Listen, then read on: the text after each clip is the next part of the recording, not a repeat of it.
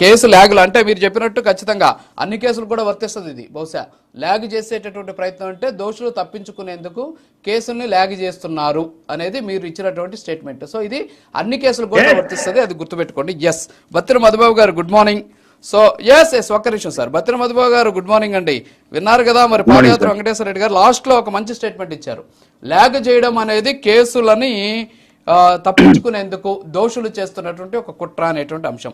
ఇది అన్ని కేసుల్లో కూడా ఉంటుంది. దాదాపు ఎన్ని సంవత్సరాలుగా కొన్ని కేసులు పేరుకుపోయింది అనేటువంటి విషయం కూడా తెలుసు. నేను ఆ పేర్లు నేనేమే వాడను, ఎందుకంటే నేను మోడరేటర్గా ఉన్నాను కాబట్టి వాటి గురించి నేను మాట్లాడకూడదు. బహుశా మీకు అందరూ కూడా తెలిసినటువంటి విషయమే. సో మన ఈయన సునీల్ యాదవ్ గారు కూడా మాట్లాడినటువంటి పరిస్థితి, ఆయన కూడా ఆవేశపూరితంగా మాట్లాడారు.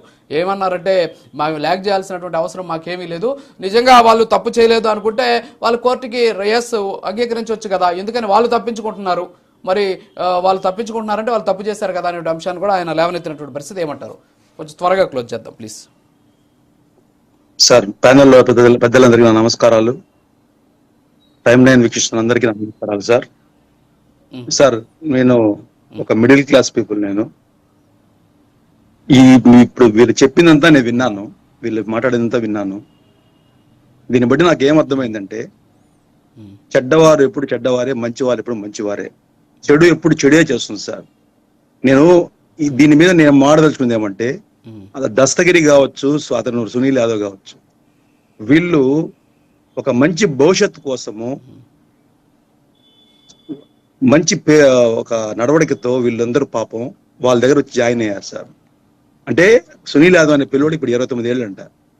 అతను పొలిటికల్ గా ఏదో సేవ చేయాలో, ఏదో రాడించాలో, ఏదో మంచి పని చేయాలో, ఏదో ఒక ఆలోచనతో వీళ్ళని చూసి, ఎందుకంటే 2009 ముందు వైఎస్ఆర్ కుటుంబం వేరు సార్. వాళ్ళు ఏదో ప్రపంచానికి ఏదో చాలా మంచి చేసేటట్టు అంటే వాళ్ళ ఫ్యామిలీకి చాలా మంచి పేరు ఉంది. అసలు వైఎస్ రాజశేఖర రెడ్డి వెనకాల వివేకానంద రెడ్డి కృషి ఎంత ఉంటుందో మనకు కళ్ళ ముందు కనిపిస్తుంది. అంత అంటే ఒక ఎంపీ గాను ఇన్నిసార్లు గెలిచి ఒక సీఎంకి తమ్ముడు, ఒక సీఎంకి బాబాయి, ఇంత పెద్ద వ్యక్తులు మర్డర్ జరిగింది. అందరూ తెలిసిపోయింది మర్డర్ అనేది, అందరికి అర్థమైపోయింది. ఇప్పుడు దీనికి కూడా ఇన్ని ఏళ్ళు లాగుతూ వీళ్ళని ఇంకా ఆల్రెడీ ఇరుక్కున్న వీళ్ళు ముద్దాయిలు ఇంత చర్చ ఎందుకు జరుగుతుందో నాకు అర్థం కావట్లేదు sir. First of all Sunitha గారు, ఆమె పోరాటం, ఆమె కూతురు వాళ్ళ నాన్న కోసం ఆమె చేసిన పోరాటం వల్లే ఈ కేసు ఇంతవరకు నిలబడి ఇన్ని రోజులు నడుస్తోంది, ఇంత వస్తుందంటే కేవలం సునీత గారు చేసే పోరాటంలో 1% జగన్మోహన్ రెడ్డి గారు అనుకుంటే, జగన్మోహన్ రెడ్డి గారు నిజంగా ఆయన బాబాయ్ కోసం ఆయన అనుకుంటే, ఏం సార్, బాబాయ్ సార్, తండ్రి తర్వాత తండ్రి సార్, వాళ్ళ కోసం ఎంత కష్టపడుంటాడు సార్ ఆయన ఎటువంటి వ్యక్తినా కావచ్చు, వాళ్ళు ఎటువంటి వ్యక్తి కావచ్చు, నీ కుటుంబం కోసం, మీకోసం ఒక సమితిలా కాల్పిన వ్యక్తి వివేకానంద రెడ్డి. వైఎస్ రాజశేఖర రెడ్డి గారిని ముందు పెట్టి వెనకంతా ఉండి చేసింది ఆయనే కదా సార్. అటువంటి వ్యక్తి చనిపోతే ఆ సునీత గారు చేసే పోరాటంలో వాళ్ళ ఫ్యామిలీలో ఇంక ఎవరన్నా సరే ఒక్కరన్నా నిజంగా జగన్మోహన్ రెడ్డి కూడా ఎంతసేపు సార్ ఇది? జగన్మోహన్ రెడ్డి గారు 5 ఏళ్ళు సీఎం గా ఉన్నారు. ఆయనంటే ఆ ప్రభుత్వం సెంట్రల్ లో అదే ఉంది, కూటమే ఉంది, ఈ ప్రభుత్వాలు మారలే ఆయన చెప్తున్నారు సార్. పాపం సార్, మీరు ఆలోచించండి ఒకసారి. జగన్మోహన్ రెడ్డి గారు నిజంగా అనుకుంటే ఇన్ని రోజులు ఆగేదా? ఎందుకు చెప్తారంటే, ఆయనకి ఎటువంటి పరిస్థితులు వాళ్ళ బాబాయ్ మీద ఇంత కూడా కరిగిరం లేదు సార్. వీళ్ళు రాజకీయమే చేస్తున్నారు, రాజకీయంగానే ఉన్నారు వీళ్ళు. అంటే బాబాయిని వాడుకున్నంత వరకు వాడుకున్నారు, చంపాల్సిన టైంలో చంపేసినారు. ఇప్పుడు ప్రశాంతంగా ఆ కేసును క్లోజ్ చేయాలనుకుంటారు తప్ప అంతకంటే వీళ్ళు ఏం చేయట్లేదు సార్. అందుకే వీళ్ళకి గుర్తుపెట్టుకోండి సార్, వీళ్ళందుకే 2019లో వీళ్ళకి 151 సీట్లు వచ్చింది. ప్రజలకు అర్థమైపోయింది వీళ్ళ ప్రవర్తన ఏంటి అంటే, వీళ్ళు దుర్మార్గమే చేస్తున్నారు. అది అర్థమైంది కాబట్టి 151 సీట్ నుంచి 11 సీట్కి వచ్చేసింది సార్. 150 రేపు పులివెందుల్లో కూడా గెలిచే పరిస్థితి వీళ్ళు లేరు, 80% గెలవరు. కాకపోతే నేను ఇచ్చే సలహా ఒకటి, ఈ దస్తగిరి గారు ఆయన సునీల్ యాదవ్ గారు మీకు చెప్తున్నా ఒకటే మాట, మీ భవిష్యత్తు ఈరోజు నాశనం అయిపోయింది. ఒక చెడు వెనకాల తిరిగి మీ భవిష్యత్తు నాశనం చేసుకునేవారు, భవిష్యత్తునే నాశనం చేసుకునేవారు. మంచి ఎప్పుడు మంచివాడు మంచి చేస్తాడు, చెడువాడు చెడ్డ చేస్తాడని దీన్ని నిరూపణ సార్. ఓకే, ఓకే సార్, ఒక్క నిమిషం. బండారు రామ్మోహన్ రావు గారు, మన సునీల్ యాదవ్ గారు లైన్లో ఉన్నారు. మీరు ఏదైనా అడగాలి అంటే ఒకసారి వారితో మాట్లాడండి, వారితో ఇంటరాక్ట్ అవ్వండి ప్లీజ్. సునీల్ గారు ఉన్నారా? నమస్కారం సార్. సునీల్ గారు, నేను రామ్మోహన్ రావు అడ్వకేట్ ఉన్నారు సార్, లైన్లో ఉన్నారు, పార్టీతో మీరు సంబంధం మాట్లాడండి. లేదు. ఒక మాట ఏంటంటే, మీరు పెద్దలు ఉన్నారు కదా అనుకున్నారు. మీ ఉద్దేశంలో ఎవరు పెద్దలు అనుకుంటున్నారు? ఎందుకంటే ఇక్కడ రాజకీయ పార్టీలు ఎవరికి వారు భుజాలు జరుపుకుంటున్నారు.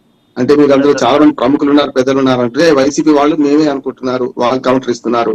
మరి ఇటు పక్క టీడీపీ వాళ్ళు ఉన్నారు ఎవరైనా? మరి నిజంగానే హయాంలో టీడీపీ హయాంలో హత్య జరిగింది, తర్వాత 5 ఏళ్లు వైసీపీ హయాంలో ప్రభుత్వం నడిచింది. జగన్మోహన్ రెడ్డి గారు సొంతంగా బాబాయ్ హత్యకు ఎందుకు మరి చర్యలు తీసుకోలేదని మీ ఆరోపణ? లేకపోతే ఈ పెద్దలు అనే వాళ్ళు ఏ పార్టీలో ఉన్నారనుకుంటున్నారు మీరు?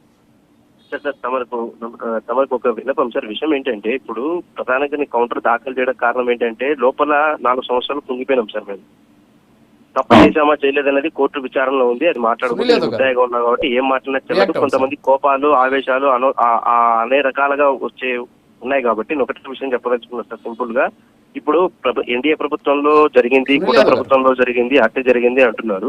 మరి 5 సంవత్సరాలు ఉన్నప్పుడు కేసు ఎందుకు విచారణ జరగలేదు? నేను అడిగే సూటి ప్రశ్న సార్. అక్కడ కూర్చున్నటువంటి వైఎస్ఆర్సీపీకి సంబంధించినటువంటి నాయకులకు ఒకే ఒక ప్రశ్న అడుగుతున్నా సార్. మీరు అడిగిన దానికి నేను సమాధానం రెడీ ఉన్నాను. అక్కడ కూర్చున్నటువంటి పెద్దలకు, ఆయన వైఎస్ఆర్సీపీకి సంబంధించినటువంటి ఆయనకు, ఇప్పుడు నేను తప్పు చేశానా చేయలేదని కోర్టు నిర్ణయించాను. మరి తప్పు విచారణను కోరడం లేక అని అంటున్నాడు. అంటే ఎక్స్చేంజ్ చేయడం అంటే దానిపైన ఉన్నారని ఏమైనా అనుమానమా సార్ ఈయనకు, సార్కు? అందుకే నేను అదే అన్నాను సునీల్ గారు. అంటే వాళ్ళు భుజాలు అనుకుంటున్నారు, ప్రముఖులు పెద్దలు అన్నారు కనుక మీరు ఏ పేర్లు వెల్లడించలేదు. మరి నాకైతే త్యాగం చేయాలని ఉద్దేశం కాదంటున్నాను. మీ ఉద్దేశం సరైన మీరు ఆ పేర్లు ఏమైనా వెల్లడించగలుగుతారా కోర్టు పరిధిలో? మాకు వెల్లడించకపోయినా రేపు కోర్టులో చెప్తారా? సార్, కోర్టు దృష్టిలో ఉంది కాబట్టి ప్రతి అంశం కోర్టు విచారణలో ఉంది కాబట్టి నేను మాట్లాడుకోవడం మంచిది సార్. ఇప్పుడు కూడా నేను మీకు న్యూస్ వాళ్ళు మాట్లాడినట్టు స్వేచ్ఛంగా నేను మాట్లాడలేను సార్. ఎందుకంటే నేను ముద్దాయిగా ఉన్నా అని కొంతమందికి నచ్చట్లేదు. కానీ నా గోడును కలబెట్టుకొని అక్కడ సార్ సునీత మేడం చెప్పిన దాని ప్రకారం కాదు, మా ప్రకారం కూడా విచారణ చేసి మా లాంటి వాళ్ళకి న్యాయం చేయమని చెప్పి నేను కోర్టును ఆశ్రయించాను. 13 పేజీల కౌంటర్ క్షుణ్ణంగా ఉంది సార్. మీరు కూడా పరిశీలించండి ఒకసారి. నాకు చెప్పండి. చదివిన కనుక అడుగుతున్నాను. అంటే యాక్చువల్ గా మీ హక్కులు మీకుంటాయి, ముద్దాయి అనంత మాత్రాన్ని మీకు హక్కు ఉండదని కాదు. మీరు అది లేవనెత్తిన ప్రశ్నలు సరి అని అంటున్నాను. దీని చర్చ జరగాల్సిన అవసరం ఉందన్నాడు. ఇంతకుముందు మన వెంకటేశ్వర గారు ఏమన్నారంటే, రామ్మోహన్ రావు గారు కూడా అన్నారు కూటమి ప్రభుత్వం మారలేదండి. కేంద్రంలో మారలేదు, రాష్ట్రంలో అయితే మారేది కదా. 5 ఏళ్ళు మీరు అడిగిన ప్రశ్న నేను వెంకటేశ్వర గారిని అడిగాను. ఏమంటే 5 ఏళ్ళు ప్రభుత్వం ఆల్మోస్ట్ నెల రోజులు తేడా.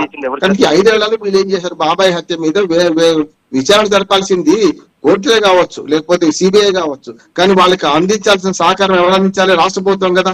నేర విచారణలో రాష్ట్ర ప్రభుత్వమే కదా శాంతి భద్రతలు చూసేది. అందుకని సహకరించలేదు. మీరు ఏం చేశారు? 5 ఏళ్ళు అంటున్నాడు. హత్య జరిగింది 4 ఏళ్ళ తర్వాతనే. జస్ట్ వచ్చిందంత ఇండియా కూటమి గవర్నమెంట్ లో హత్య జరిగితే వెంటనే 4 ఏళ్ల లోపు వీళ్ళు అధికారంలోకి వచ్చారు. జూన్ లో వచ్చారు కదా.